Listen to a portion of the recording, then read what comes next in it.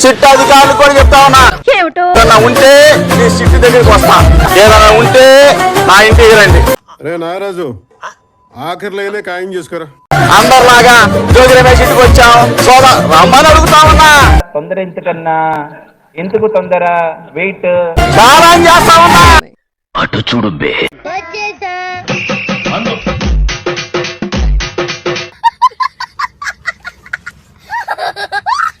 అదేండి బాబుని అప్పుడు అరెస్ట్ చేసిన అది అక్రమంగానే పెట్టారండి బాబు మీద. ఏదో ఒకసారి ఫేస్ తరంగించుకో. చంద్రబాబు నాయుడు కంటే పెద్ద రోగి ఎవడైనా? పెద్ద మాట అన్నాడు సార్. ఆడు రోగి, మానసిక రోగి కూడా చంద్రబాబు నాయుడు. అల్జిమీర్స్ వ్యాధి ఉంది, అల్జిమీర్స్ వ్యాధి ఫ్యూచర్ ఉంది. మంగళగిరిలో లోకేష్ ని మడత పెట్టేద్దామా, కృష్ణా నదిలో కలిపేద్దామా? నీకు స్పాట్ నేను ఎడతాగా, రండి రా చూసుకుందాం. ఏంది పీకేది నా బొచ్చు? చూస్తావుగా ఈ గాలి ఆడించే ఆట. మాజీ మంత్రి జోగి రమేష్ కుమారుడు రాజీవ్ ను ఏసీబీ అధికారులు అరెస్ట్ చేశారు. ఆడికి అలాగే అవ్వాలి. వద్దురా అన్నాను, విన్నావా? నా మీద కక్ష ఉంటే నన్ను నా మీద తెచ్చుకోండి. ఇప్పుడు సమ్మగా ఉంది. అంటే అది చంద్రబాబు గారు ఇంటి దగ్గరికి వెళ్ళినప్పుడు అదండి కోపం. కంట్రోల్ ఎవరు చాలు, వాడి పాపాను వాడే వాడు చేసిన పాపాలకి నేను పోయేటట్టున్నాను సార్. నిజమే. ఆయన పాత్రుడండి. ఆయన ఇష్టం వచ్చినట్టు మాట్లాడినప్పుడు చంద్రబాబు గారితో అతనితో మాట్లాడి సారీ చెప్పించాలని ఆయన ఇంటి దగ్గరికి వెళ్ళారండి.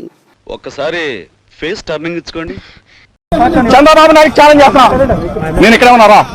దమ్ముంటే ఇంట్లో పడుకోవడం కాదు రా చంద్రబాబు నాయుడు. మర్యాద మాట్లాడుతూ నేనేమన్నా గజాలు అనుకున్నావా? ఇంకొకరు ఉన్నాడు, పిచ్చి కుక్క. ఎవడాడు? పవన్ కళ్యాణ్ అనేవాడు. పిల్లల్ని మార్చడం కాదు, నువ్వు చెప్పు తీసుకొని చెప్పు తేజాదాకదన్నాలి. మీరు ఆగ్రహవేశాలకు లోనవు. ఎందుకంటే ప్రజాస్వామ్యబద్ధంగా ఎదుర్కొనేది. మనం రోడ్డు మీద వెళ్ళేటప్పుడు కొన్ని కుక్కలు అరుస్తాయి, కొన్ని పిచ్చి కుక్కలు కరుస్తాయి.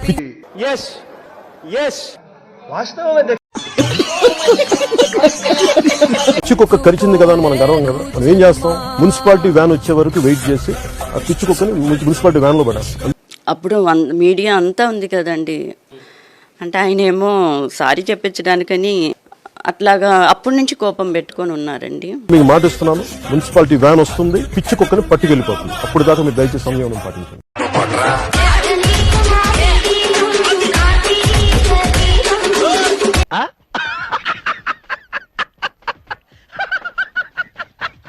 ఆ కోపంతోనే అది పరిపాలన అందించడం మానేసి రాజకీయంగా ఇబ్బంది పెడుతున్నారండి.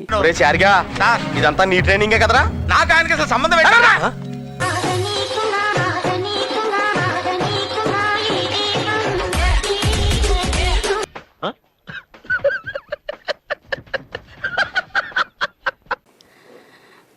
ఆయన పెద్ద ఆయన చంద్రబాబు గారు కూడా మనసాక్షి ఉంటది కదండి. జోగి రమేష్ అనే వ్యక్తి ఒక బచ్చా. ఇలాంటి వాళ్ళ కోసం ఆలోచించే టైము తీరిక వాళ్ళకి లేదు. నువ్వు అట్లా అనొద్దన్నా.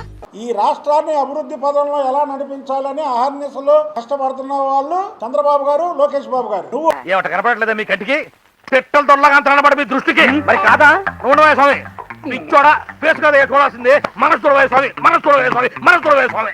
కల్తీ మద్యం కేసులో ఎవరైతే నీ వాటాదారుడు ఉన్నాడో జనార్దన్, పాపం మా రమేష్, జోగి రమేష్, ఆయన కల్తీ మద్యంలో చాలా పెద్ద నిందితుడు.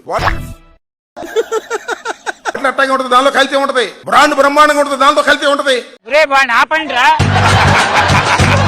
ఎక్కడ దొరుకుతాడని చూస్తున్నాడు. చాలా చోట్ల దొరుకుతానికి ప్రయత్నం చేశారు, ఆయన మాత్రం దొరకడండి. అందరు దొరుకుతారు కానీ ఆయన దొరకడు. స్టేట్మెంట్ ఆధారంగా చిట్టోళ్ళు ఇచ్చేశారు.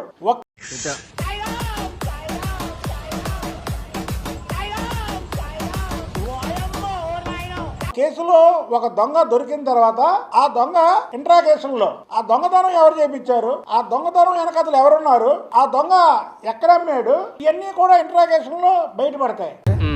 పాములు పట్టేవాడు పాము కాటికే పోయినట్టు కళావైద్యుడు కళావైద్యం వికటించి కాళ్ళు చేతులు పోగొట్టుకున్నాడు. ఆయన జైల్లోకి వెళ్ళినప్పుడు తన భార్య బిడ్డలు ఎలాగా సఫర్ అయ్యారో ఆలోచించుకోవాలి కదండి. ఈ దొంగతనంలో, ఈ కల్తీ మద్యం కేసులో జోగి రమేష్ పాత్ర ఉందని జనార్దన్ రావు చెబితేనే సిట్టు గాని పోలీస్ శాఖ గాని దీని మీద దృష్టి పెట్టింది. అంతకుముందు జోగి రమేష్ మీద ఏమైనా దృష్టి పెట్టిందా ప్రభుత్వం ఈ కేసులో? ఇంత చిన్న లాజిక్ ఎలా మిస్ అయ్యారు మీరు? నా భర్తని మళ్ళీ క్షేమంగా ఇంటికి పంపిస్తారని ఆశిస్తున్నాం మేమందరం. ప్రేయర్ బాగా చేస్తాను, దేవుని తెరిచిపెడతాను. తర్వాత జరుగుతుంది. నువ్వు నేను చేయగలిగింది ఒక స్థాయి దాకా చేయగలిగింది చేస్తావు, తర్వాత జరగాల్సింది జరుగుతుంది.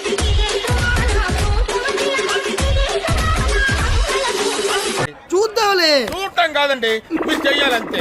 సరే మీరు ట్రై చేస్తారన్నారంటే అది ఓకే అయిపోయిన